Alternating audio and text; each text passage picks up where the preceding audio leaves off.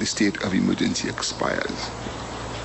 When the state of emergency was first declared, I had doubts as to what was the real reason for it. Some said that the government was afraid of the trade union movement. I had a doubt about that. I wasn't so sure that that was correct.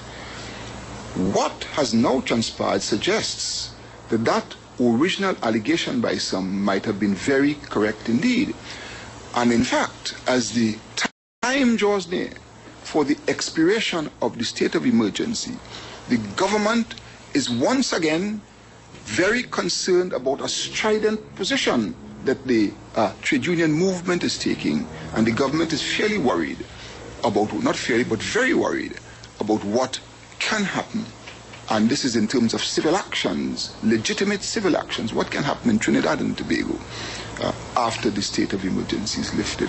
It appears to me, my dear friends, that the actions that have now been taken, the allegation that there is this plot, even if there was some basis for making some kind of allegation like that in the first instance, has been blown up to such an extent because the government is trying to use that to extend the state of emergency, which is due to expire on the 5th of December. I want to draw your attention to an article in the Internet Express of today. The byline is Mr. Kim Budram, and it has to do with a report of a team from Channel 4 in the United Kingdom. I think it's a BBC channel. Mr. Rhodes and Mr. West, both of them having come to Trinidad and Tobago, have done some kinds of investigations and have put on a show on that station. And in it, the team, the report in the Express of today had this to say. The team spoke with National Security Advisor Gary Griffith, who seems to be the latest spokesman, the latest purveyor of misinformation on the security state of Trinidad and Tobago. The team spoke with National Security Advisor Gary Griffith, whom they called one of the architects of the state of emergency and one of its most outspoken supporters. Yet, Rhodes reported that Griffith agreed with him that the state of emergency is completely ineffective in dealing with top-level crime.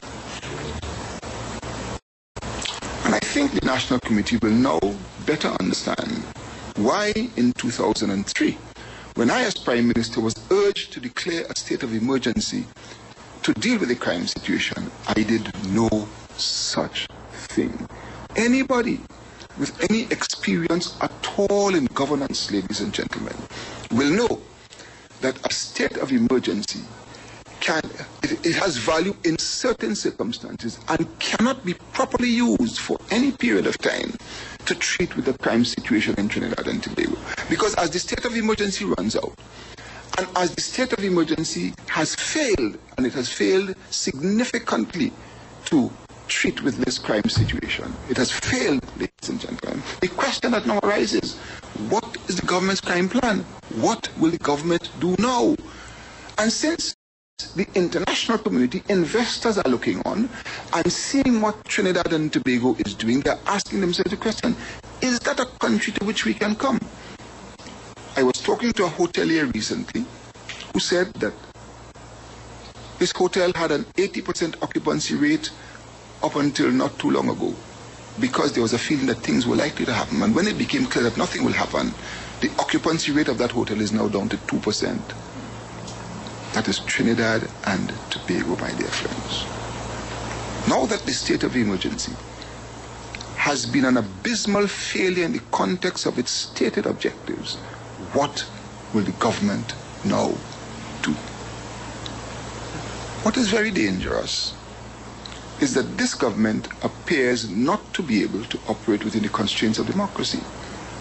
And that it has, and the method is now clear to everybody, it sets up situations, blows them out of proportion, and then uses those situations to, among other things, bring draconian legislation to the parliament. That is what has been happening. We've been seeing it in so many areas. In so many areas we've seen that we need not recount all of them today. And so, what I would like to say is that the state of emergency has been an abysmal failure. that the state of emergency was ill-conceived in the first place as a tool for fighting crime in the way they thought they could do it. And to the extent that there's been any reduction in crime, you will expect that. Boasting about a reduction in crime in the context of a state of emergency and a curfew, as one of the bloggers put it, is like boasting about weight loss during a famine. Very well put by the blogger. And as you move the state of emergency, then things are going to get out of hand. Even now, when the state of emergency is still in existence, the crime has begun to rise once again.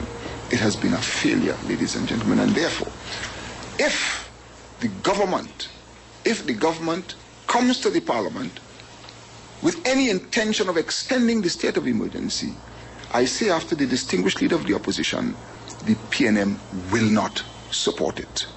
The PNM will not support it. And I, my dear friends, I may have something to say on that matter. Let them come. Let them come. Thank you very much.